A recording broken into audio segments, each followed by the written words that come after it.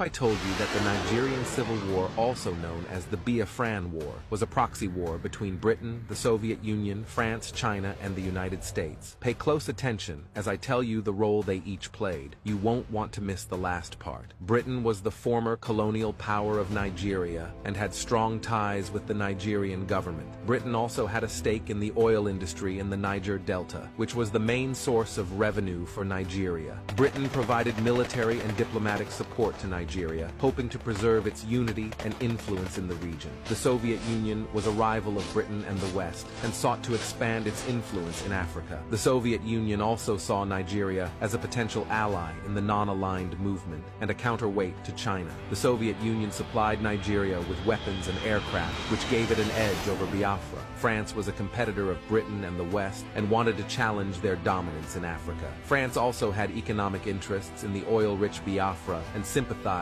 with its secessionist cause. France covertly provided Biafra with weapons, mercenaries, and technical assistance, hoping to weaken Nigeria and create a friendly state in the region. China was an ideological rival of the Soviet Union and supported Biafra as a way of opposing its influence in Africa. China also saw Biafra as a model of self-determination and anti-imperialism and admired its resistance against Nigeria. China provided Biafra with some weapons, but mainly offered moral and diplomatic support. The United States declared neutrality in the war, but secretly supported Nigeria, as it had significant investments in the oil sector and wanted to maintain stability in the region. The United States also feared that a Biafran victory would encourage other secessionist movements in Africa and undermine the territorial integrity of newly independent states. Lastly, the role of other African countries in the Nigerian Civil War was mostly supportive of the Nigerian government, as they wanted to uphold the principle of territorial integrity and prevent the fragmentation of the continent. The majority of the Organization of African Unity supported maintaining the status quo in Nigeria, a decision